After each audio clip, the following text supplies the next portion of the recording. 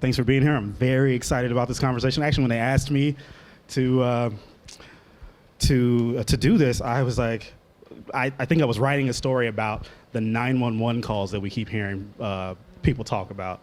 So I will have a question about that a little bit later. But before we get started, I wanted Robin and Erin to talk a little bit about their background so you can sort of understand the weight and gravity and authority they have on this topic. Well, my academic background was red. I have resigned from my tenured position to full-time write and speak and educate on issues of racial justice with a particular focus on white identity.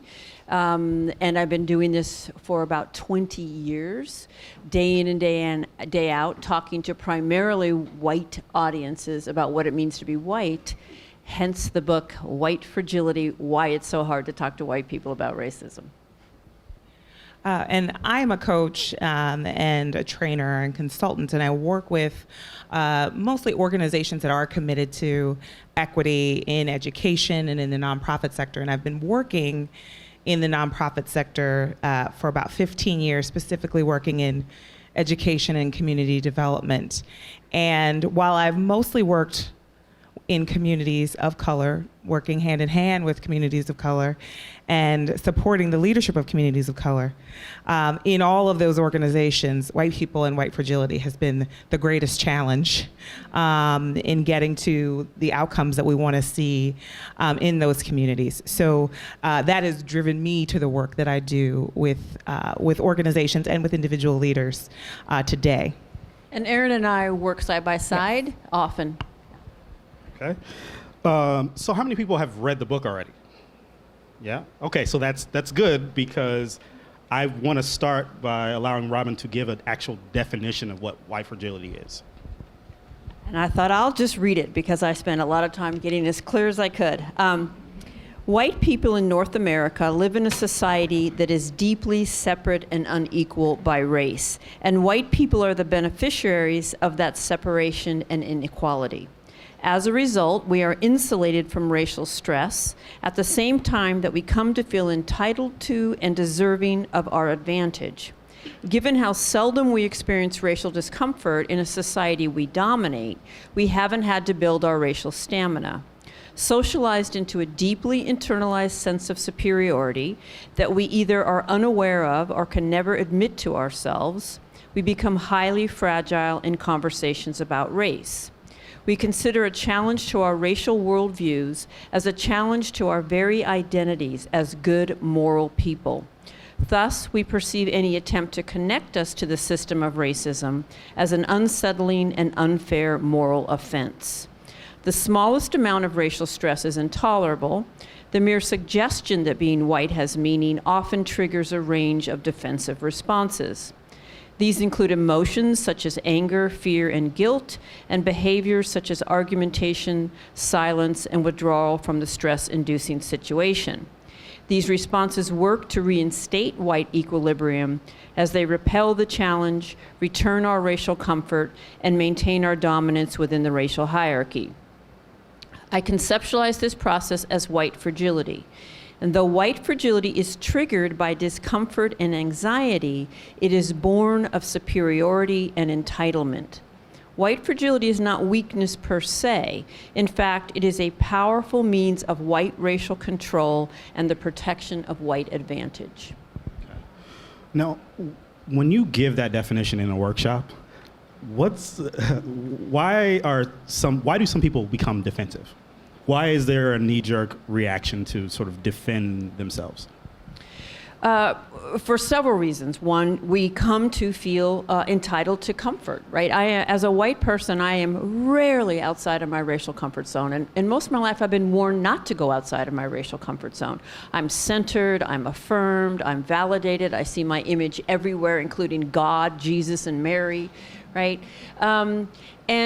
At the same time, I've been taught that to be racist is to be intentionally mean.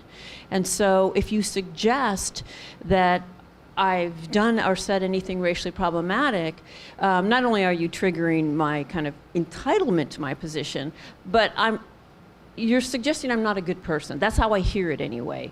And so I'm going to lash back to repel that suggestion.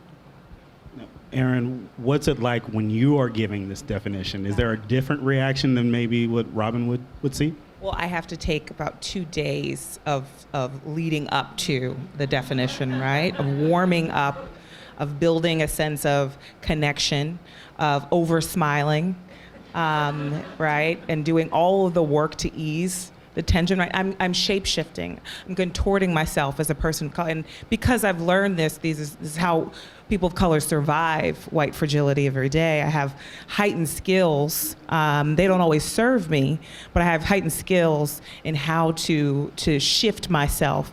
And even when I do so, and I present the same data, the same information that Robin does, I'm immediately challenged. And even when you present the definition, the cognitive dissonance that shows up for white people in hearing a reflection of their behavior in the moment actually causes them to act out from that behavior even more.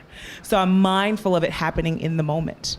And so it's incredibly challenging. And I just want to add, because I realize your question was like, how do they respond? And I want to acknowledge that as an insider to whiteness, there is an understanding I wasn't raised to have an understanding of it, but I've worked really hard to understand it. But I think people of color understand what it means to be white at a very deep level that I'll never understand. And that people of color have been saying this for a very long time, and I couldn't articulate half of what I can today without the brilliant mentorship of people of color. But one of the ways this works is that my voice is granted more legitimacy. And it's not as if, it's received really openly, but I can get much further when I say it than when Erin says it, yeah. So before we go any further, I know that there are some cards that are going around, so if you wanted to ask a question, we will take questions at the end. So I think you can raise your hand and someone will come around and give you a card that you can fill that out. Maybe that's already happened, so if that's already happened, hopefully it's not too late. Okay, so let's move on to, I want to talk about current events. Let's consider the 911 calls that a lot of us hear about, where a white person is calling the police on a person of color, usually a black person, and it's to express their discomfort over many things. Barbecuing in a park, sleeping in a dorm common area, going to a swimming pool. All of these things that we're seeing sort of crop up in the news now, it's not like those things haven't happened before. It's actually things that have happened for decades in this country. But I want to ask, what's one thing you can tell folks who are not understanding that calling 911 is actually like not only an expression of your privilege and discomfort, but you're calling an armed force to come in and handle something that does not require excessive force or lethal force, and that the dialing of 911 is actually a form of violence against a person of color? I have come to see that a piece of being white is to never have to bear witness to the pain of racism on people of color, and to never be held accountable for the pain that I have caused people of color from my racism. And I think one of what's happening, the word that comes to my mind is uppityness, right? You are out of your place, you are in my space, and that's intolerable, and you need to be removed. And it is hard to imagine that a white person in 2018 doesn't know that when they call the police, they literally risk your life. And again, these are all part of what it means to be white, is that I don't have to know that. It's a willful not knowing, though. It's a refusal to know. It's not as if the information isn't all around us. And so you're noticing that there's not just one single thread, I think, that leads to this. It's a whole bunch. It's like an irrational stew inside of us. Feeling superior, but can't admit that we feel superior, a deep resentment that we also can't admit, entitlement, guilt. It's roiling just below the surface, and it erupts pretty easily. I think, what's most pernicious about the surveillance of Black and brown bodies is then the need to defend ourselves after we have been surveilled. And so this idea that not only has a white person decided my body is out of place, it is out of place for them, when I challenge that notion, right? I live in Philadelphia. That Starbucks incident happened around the corner from my house, right? I'm out of place in a neighborhood where I own a house in that neighborhood, right? And so when I think about the challenge to that notion of you see my body out of place, you don't want to acknowledge it, then I have to defend that. And then for white people to be able to decide whether or not harm has been done to me, and they also get to decide that harm has been done to them, right? There's no choice in that situation, and it robs you of all of your humanity, right? But you're constantly defending your humanity. What's one thing someone can think in their mind before they decide to pick up the 911 call? What's one thing they can sort of ask themselves before they decide to hit the green button? Would I make this call if they were white? I think even in hearing that, I love that you said that. I think also then you have to have the analysis and the awareness, because immediately that's when people jump into, this is about intentions, and this has nothing to do with me being white or this person being white. I would do this, Robin, you talk about this all the time. I would do this to anyone that I felt like. The man who called the police on the black woman about the pool because he was the pool attendant and he wanted to make sure she had ID for a pool that she had ID for. He was like, well, this is just my job. I do this for everyone, right? And immediately went to just this defensive spiral. So to have to go up against that and have to prove, not only am I valid or am I able to be in this space that I'm supposed to be in, but now I have to prove to you that what you've done is inherently racist. Well, when you do confront someone about, particularly in this situation, why sometimes you see tears? The response is, you've called me racist, and so therefore it's the worst thing you could possibly have called me. The first thought that came to my head was because it works to burst into tears, right? So I'm at a point in my work where I'm not that interested in what is causing the tears. I'm interested in how the tears function. And as soon as you burst into tears, intentionally or not, all the resources, or at least that's what you expect to have happen if you're a white middle-class female, all the resources rally back to you. And you become the victim, and the person becomes the perpetrator, and then we're back in the racial order, right? It's a way to absolve myself of responsibility for what I've just done. Let's unpack this a little bit more with the good-bad binary, because there's this assumption, you write about it in the book, there's this assumption that racists are people who want to lynch people or make them sit in the back of the bus, or keep them from buying a home, or keep them from getting a particular job or promotion. Why is this that makes you a bad person? But if you're a good person, then you don't do those things. And then therefore, if you're a good person, you can't be racist.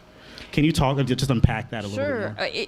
Racism is a highly adaptive system, and it has adapted to challenges. And I think the most brilliant adaptation the system of racism made to the challenges of the civil rights movement was to reduce the definition of a racist to a very simple formula. Always an individual, not a system, who consciously doesn't like people based on race, must be conscious, and intentionally seeks to be mean to them, must be intentional. So an individual consciously mean. That definition functions beautifully to exempt virtually all white people from the system we're actually in. And I think it's the root of virtually all white defensiveness on the topic of racism. And so it's functioned to protect racism. It has not helped our outcomes. By every measure, there's deep racial disparity in this country. It's growing by many measures, and yet that definition allows virtually all white people to exempt themselves. And since you're giving me the opportunity, I think white progressives are the hardest. I think so you all are not the choir, sorry. I don't see any group of white people as the choir. because that suggests that our learning is finished. And the moment we become complacent, we're going to be problematic in our interactions. So the reason I say that white progressives can be the most challenging is because we're most likely to be in your lives. And the degree that we think we're good to go for all the reasons we're going to tell you. I mean, I've been to Costa Rica, you know. I have black friends. My second cousin married a black guy. You know, I was in the Peace Corps. You know, I could go on and on. I marched in the 60s, or I the marched, black baby. Or I marched in a Black Lives Matter protest. And here's what I have to say about March in the 60s, right? Anybody ever heard that one, I marched in the 60s, right? If you're white and you march in the 60s, thank you. It made a difference. It was important. And damn, I wished I marched in the 60s. I'd be certified as free of racism for the next 70 years. And I'm sure there was no white patronizing going on when all those folks went down. So the evidence we give for our lack of racism is pretty thin and not convincing generally to people of color. And so white progressives can cling to this self-image that's so important to us that we are not open in any way to having that challenge. So we're going to defend, deflect, deny, explain that you must have misunderstood me if you thought that was racist, because I'm not racist. So you misunderstood me. So white progressives can be a pain. I'm going to echo that. Yeah. And I actually heard a lot of sighs, and I looked around and I saw a lot of people of color go, "Oh yes." Because it is overwhelming. I think there's this desire to believe that that conservatives and people who are overt white supremacists are the problem. And when you talk about the Black Lives Matter, you know, I live in a neighborhood where there are Black Lives Matter posters on every single door, so in every window, and we have bumper stickers, and these are the same people that do not speak to the black people, the few black people left, right, in the neighborhood because the neighborhood's gentrified. These are the same people who are, you know, excited to send their children to the public school because they want to save the public school for their children in 5 years when their children are actually school-aged, but dominate the parents of color that have been in those buildings for years and consider their voices invalid. And so it really just, it hits in a way that I think feels like there's such a lack of trust and an unwillingness. And they're also the hardest to convince because there's this belief that, like, you should be grateful. You should be grateful that we're here. You should be grateful that we're doing this work. You should be grateful that we're working in this organization and committed. And there's no way. So it's a great out. You said the G word, gentrification. So that's a good segue into the next question. Gentrification and segregation. How do we understand these topics and how they relate to whiteness and white fragility? Particularly in New York City, gentrification is, I mean, it's just a force that is unstoppable in a lot of neighborhoods across the boroughs. And, you know, segregation, we're talking about that. I think we really understand that in how our schools are made up in this city. So why is it that we're having conversations about gentrification and segregation or you know, schools that aren't very racially mixed and not understanding that these things are forms of racism that still exist with us today? I think that, you know, in Robin naming that individualistic lens of what racism is, that definition of racism is ultimately what insulates us from a conversation about the inherent racism that serves as the foundation for neighborhood segregation, school segregation, the maintenance of school segregation, and gentrification. You know, you're literally not allowed to bring up gentrification. You said the G word, right? Like there is this, oh no, don't go there, because of the implicit message that there are racial drivers, that there is racism underneath that. And I think for the many white people who feel like they're doing good by moving back into communities that had experienced disinvestment for years, right? Like that was a systemic outcome that didn't happen by personal choice. And I think there's often this belief that this is just about individual preference and choice.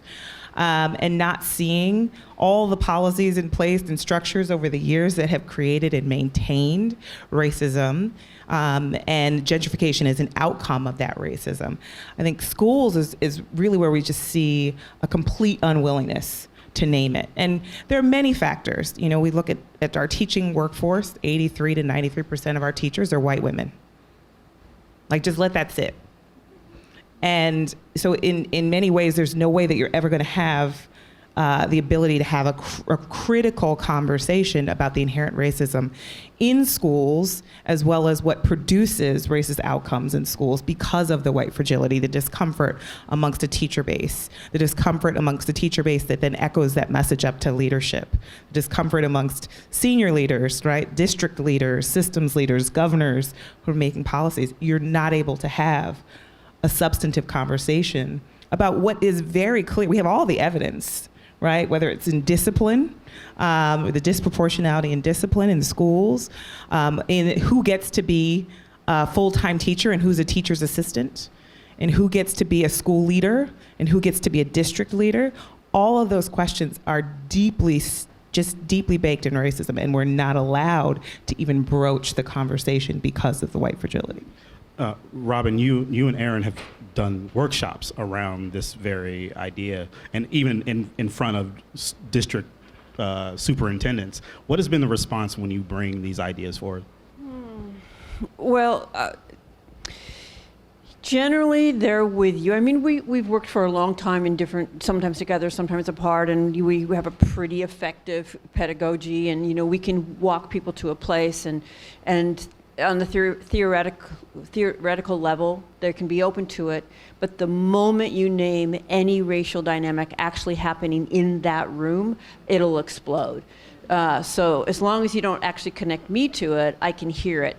But that means that if that work that we do is not sustained, it is not going to make any difference.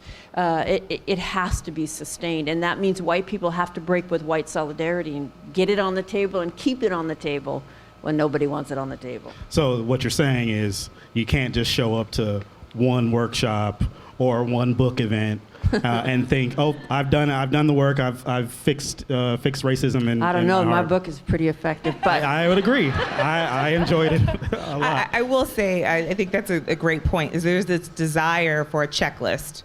Give us the checklist. We walk into organizations, and especially in schools, give us the checklist. We're willing to talk about implicit bias because, well, that's unconscious. So there couldn't possibly be any systemic outcomes that I might be responsible for. So let's talk about the brain science, because that feels good, but we don't have to say racism. And so people want, the quick fix, the workshop, the inoculation, if you will. And the reason why I started coaching and moving away from workshops and trainings alone was because we saw no sustained change. And so until there's a willingness for white leaders and for leaders of color who are protecting white comfort, right, by not ever naming the dynamics as well, because we do that in order to survive in those spaces, until we do the deep work of unlearning and healing from our own internalized oppression as leaders of color, and for white people to face, their internalized racial superiority, we're not going to get there.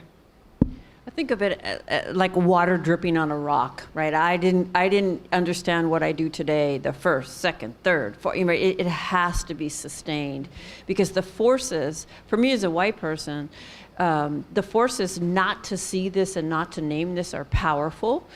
There really is social penalty for breaking with white solidarity. It is not the same as what you experience, but there are penalties.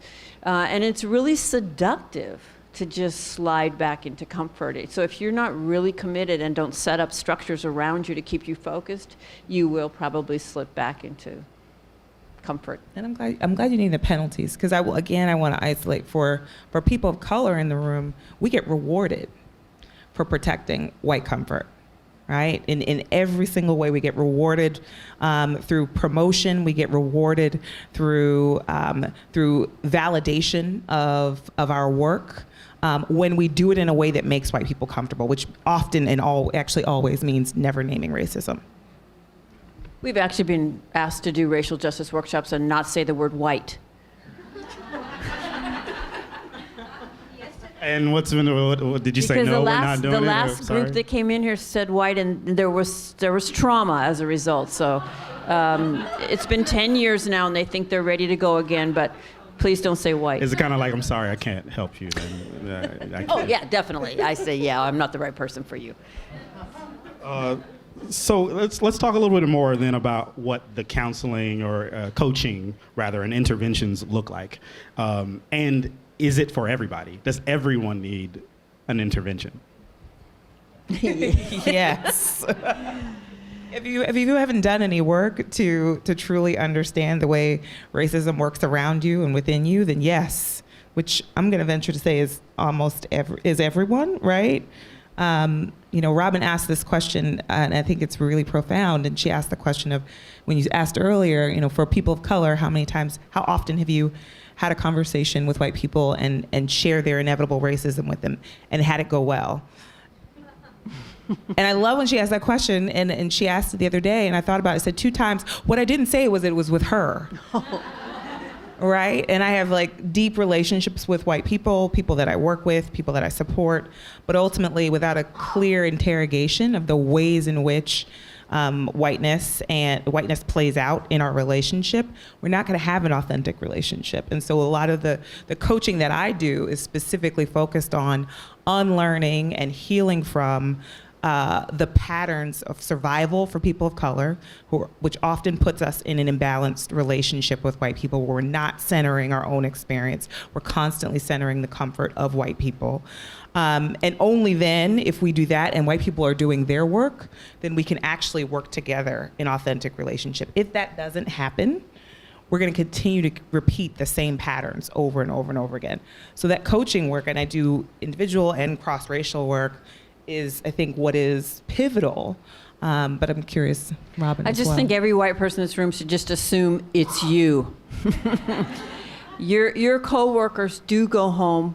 Your coworkers of color do go home often in pain.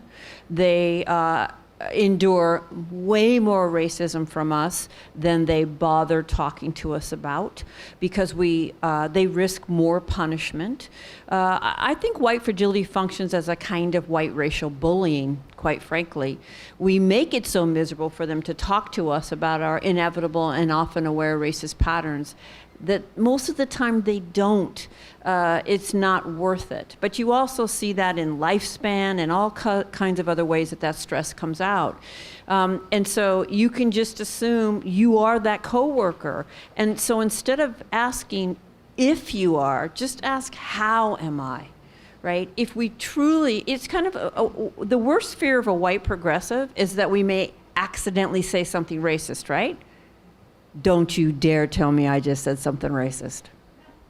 And I mean, what a setup, right? And so in that question of,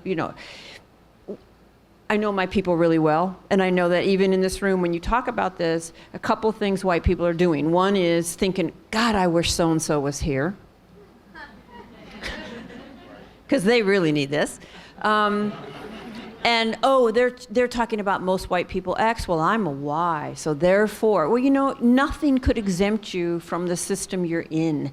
And so figure out how Y set you up in it, because it did, and maybe X set me up in it, but we all got set up in it. And it's actually incredibly liberating to start from that premise. So you can stop defending, deflecting, denying, and actually start working on stopping those patterns, right? And assume that they're subtle. Assume that they're out of your conscious awareness. I'm never going to march in Charlottesville. And yet, I know I have caused pain to the people of color in my life whom I love. I cause less pain than I used to. I'm not defensive anymore about it, and I have really good repair skills. But I'm not free of my socialization.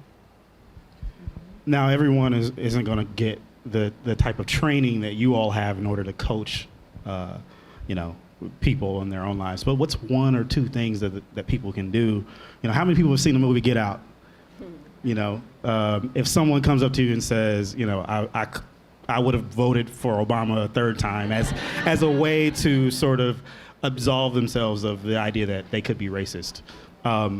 What are some things that, if you're at work and Bob is saying something problematic, how do you intervene and make yourself someone who's part of the solution? Just before we go there, because I really want white people to understand this. Can I ask you, Erin, what's the bubble over your head when I say I've seen Black Panther 4 times, and I really was taught to treat everybody the same? Oh God, not this one.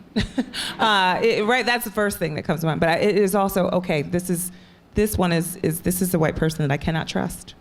They're more focused on being perceived as not racist right now than actually having any kind of authentic relationship with me. You're going to do me harm. And no, you cannot do Wakanda forever. No. Okay. So yeah, what can people do? What can they do when they're experiencing these people of color, but also when white people witness other white people doing these sorts of things? So I kind of want to turn that a little bit, because there's 2 top questions I get when I give a talk from white people. And the first one is, how do I tell so-and-so about their racism? And my reply to that is, well, how would I tell you about yours? Right, because the question always presumes it isn't going to be you. So I want to constantly push back. And of course, there's strategies.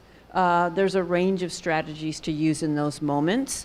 I try to point the finger this way rather than that way. So I try to say, something like, I can relate to that feeling. I've had it myself.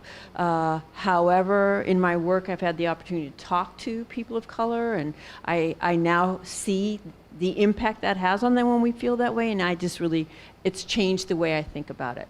Now notice I didn't call the person a racist, but I countered that narrative. And for just that moment, they had to hear a counter narrative. It may not change them, but I think about it as it's really healthy for me to break with white solidarity and maybe let go a little bit of what happens here and just do it, because to not do it is to collude. Yeah, I think specifically for people of color, and I think, again, I want to name the consequences that we potentially experience when we don't protect white comfort. So that we're going to put that out there up front. So I think the focus is, or it's important to redirect the focus to ourselves, and to really think about, how have I been socialized? How have I been taught to take care of this person in this moment instead of recognizing what I actually need? And so in the moment where I feel like I'm going to be harmed, I have a choice. I could be silent, but if I'm conscious of why I'm being silent, it's different than being silent passively and letting it continue to happen. I can challenge if I feel like that's what I want to do in this moment and decide that I want to teach you about your racism, but that's a choice. I think in many cases we do that unconsciously without choice, out of a need, right? I need you to stop this because you're doing harm. And then I get caught in this cycle of continuing to protect this person. So it's, what am I doing that's consciously about what I need in this moment? And what choices do I have available? And it could be that I just walk away. And there could be penalty, right? Because if I decide I'm not going to share this with you, I'm not going to tell you about your racism, but then you're begging me and you want to know, you might punish me for that as well. So I have to decide, what do I need in this moment? How do I take care of myself? Yeah, and so the second question, which kind of gets to what you had asked, right? Most common I get is, okay, now what do I do? So I'm going to respond with a challenge and then kind of tell you what to do. So if you're white and you're sitting here and that's your question right now, what do I do? What about your life has allowed you to be a full functioning adult and not know what to do about racism? Why in 2018 is that your question? When it's everywhere and when people of color have been telling us for so long. So that, there's a challenge in that question, and it's sincere. Take out a piece of paper and start writing down why you don't know. And probably the first thing on that list is going to be, I wasn't educated. Okay, there you go. 2, I don't have many relationships across race. There. We don't talk about race, right? 4, I haven't cared enough to take the initiative to go Google it. I mean, it's everywhere. My website has got a resource page. And so there's your map, right? And notice none of those things are like easy. They're ongoing They require something of us, and that's what we need to give. Did you want to? No, that's exactly right. I think the echoing for both sides, right? When we think about for people of color, there's no quick fix. This is healing work, right? There's healing that has to happen before we show up in relationship with white people authentically, because the way that we've been socialized to show up with white people is to protect ourselves and just to survive. That's after generations. So there's generational healing that has to happen in order for me to show up in a relationship authentically and to challenge or to decide that I'm not going to engage. I'm going to take care of myself. I'm going to have a no white people weekend. I might do that this weekend. And next weekend, I might engage again because I have the choice to do that. But that takes healing. This is a question I hadn't planned on asking, but it's related to something you said earlier, where you said sometimes your response to someone doesn't include calling them or racist or using the word racism. But when is it actually okay to say, that or you are racist? I mean, I think about this in newsrooms all the time. We're covering the president we have right now, and so many editors are unwilling to call racism racism. They don't want to, or to call a lie a lie. So when is it okay in this context to actually say, no, that was racist, or you are being racist? Can you see how powerful that good-bad binary is, so that most white people think you cannot be a nice person and also racist? And I have often wondered what qualifies as racism in the white mind, and it would appear really not much of anything, right? So I think it's a strategic decision. There are consequences to any strategy you take, but sometimes in your integrity you just have to say that's racism.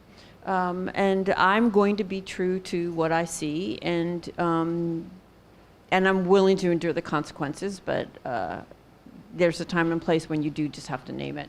And sometimes I'll go back and say, then how do you define racism, right? Just put the person on the spot to define racism. They'll probably stumble around a little bit.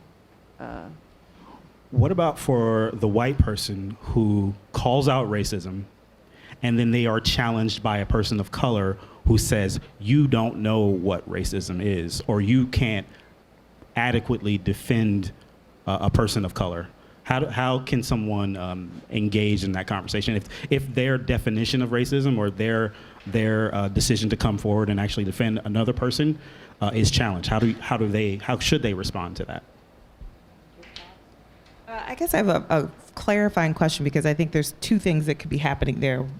Or there's multiple things that be happening, but when I hear that question, part of me hears there could be a person, which is very possible, who still has this individualistic, simplistic definition of racism, which with the foundation of that is the good-bad binary, but that there's also an investment in this individual definition, and so there's discomfort, which always focuses on the protecting comfort of white people. So even for people of color, when they're leaning on that definition, it is, I'm out of survival, I still don't want you to make other white people uncomfortable, because there will be repercussions, right? And they've been socialized and won't even be conscious of it. So that's one piece. The other piece is a deep belief that white people are not capable of fully understanding the impact of racism. That could be the other side of that. So I'm not sure if that's both. Okay. Right? There could be a deep belief or a lack of trust in white people's understanding of the impact of racism because of the history and experience that someone might have. So it could be still a challenge. You can't show up for me because I don't trust that you will fully show up for me. Right? I don't have a history of, if you name this in the moment, will you behave differently tomorrow? Will I continue to see you show up for me? So I think that's also, there's a history of mistrust. And just because you have the definition or you read a book or you have an article, I don't know that your behavior has changed. Yeah, I think that Erin's answer just makes it clear how layered and how complex this is. And this is why, reading a book is not enough. And when white people tell me, oh, I've done this or I've done that or I took that workshop, I often say, well, how will people of color know you read that book or took that workshop, right? What is different now that you've read that? But if I'm by myself, it's one dynamic, but say I'm with Erin and there's something that goes down, I may be heard more openly, but also Erin is probably going to get the consequences of that. So if it makes sense, I will check in and strategize. What would you like me to do, or if I just jump in without checking in, that's not a good idea. Want to ask if we could get the question cards, if there are out there. And while those come forward, let's talk about the president a little bit. There have been a lot of very blatantly racist things that we've seen out of this administration so far, and there is still a reluctance to name some of those things. Is there anything that in your work where you're trying to help people sort of tear down whatever is preventing them from actually seeing what's happening right now? Like in relation to whiteness, and in relation to what we can clearly see as really white supremacy. I mean, there's a deep investment in white supremacy. I have it. This is why I can't really trust myself. In other words, I'm the least qualified to determine if I'm behaving in anti-racist ways, or, the evidence I give is often not good evidence, but I don't know that. This is what I often say, I'm going to be really blunt. As a result of being raised in this society in which racism is the bedrock, in which white supremacy, which the relentless messages that to be white is to be the ideal human being, and every other human being is a deviation from that. There isn't any way that I couldn't absorb those messages, right? And so I have a racist worldview. And I've developed racist patterns, and I have investments, not only in the system of racism, because it's so comfortable and it's served me so well, and I grew up poor, and I'm a woman, but being white has really helped me with those two forms of oppression. And so I also have an investment in not seeing racism and white supremacy. So we can't do this without being accountable, because we can't really trust ourselves to make these determinations. Yeah, I think that, there's so much that we could say about this administration. Just every single day, there's something new. But I think Ta-Nehisi Coates did a great job of when he wrote The First White President, if you've read that piece. And I think him illuminating this idea that there is a moment in time where we clearly have a white supremacist, and the textbook definition of white supremacists in the Oval Office.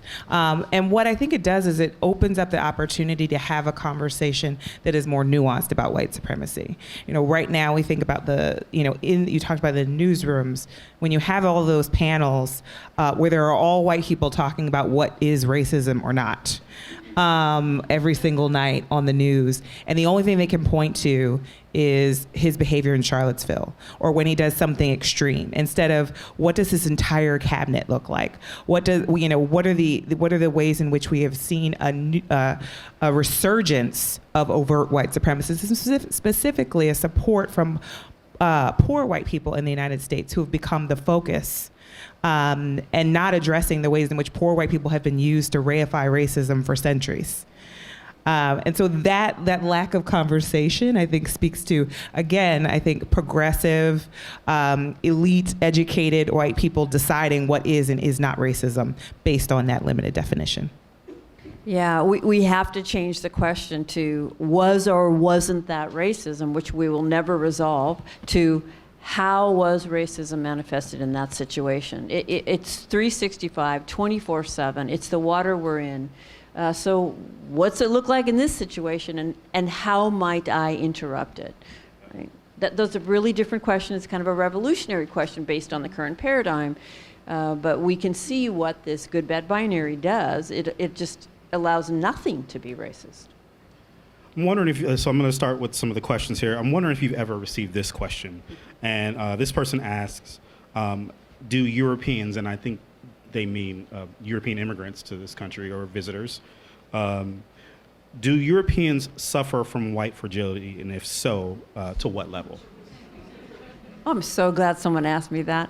First of all, I do get emails from all over the world, from people on both white and people of color saying, "Oh my God, can we translate your book? Can you come here?" You know, the history might be different. Any nation with a history of colonialism, and we have exported white supremacy through our movies and films and images worldwide. The dynamics are going to be the same, and absolutely, Europeans, white Europeans have white fragility, and they have we both had a reaction because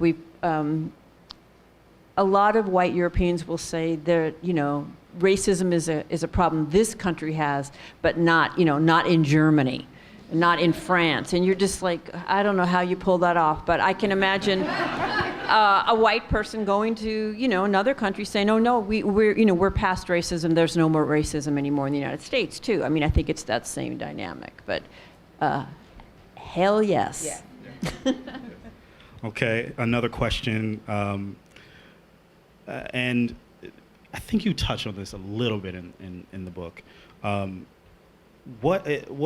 Is it possible for a constructive future of white racial identity? Yeah, I mean, it could be a little bit philosophical. In other words, I have a particular position on it, but it's not like I think if you don't have this position, you aren't going to challenge the problem.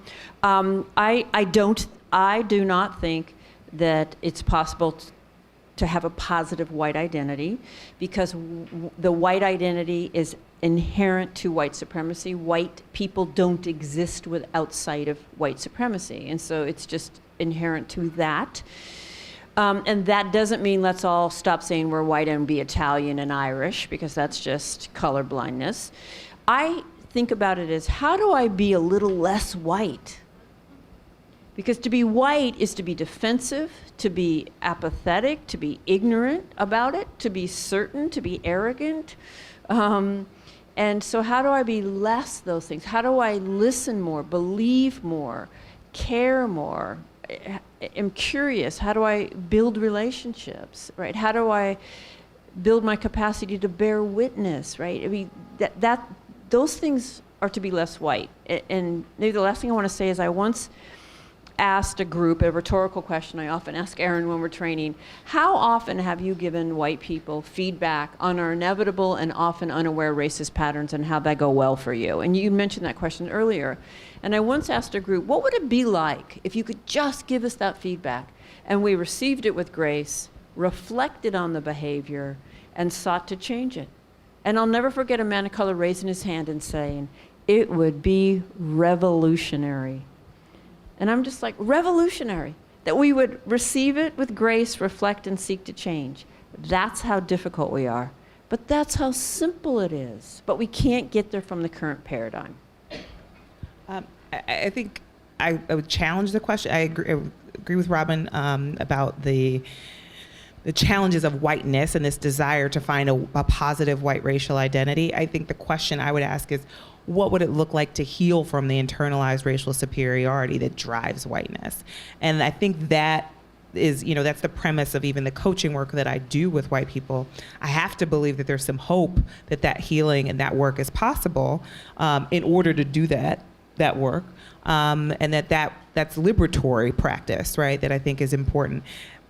It does require that there is a desire to do that. And I think that there has to be sort of a letting go of whiteness, a letting go of the investment in whiteness. It doesn't mean a letting go in the investment of who you are, the essence of who you are, but being able to see and name the ways in which whiteness keeps you separated and out of relationship, authentic relationship with people of color. And so I think if that work happens, then yes, we could see some healing, and then we could create a new identity, right, that it is not deeply invested in the protection of white supremacy.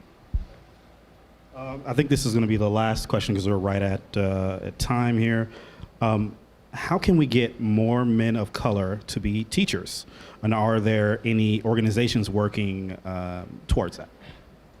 I can tell you there are definitely organizations working on it. I was excited because there's an organization in Philadelphia that is growing nationally, which is called the Black Male Educator Collective.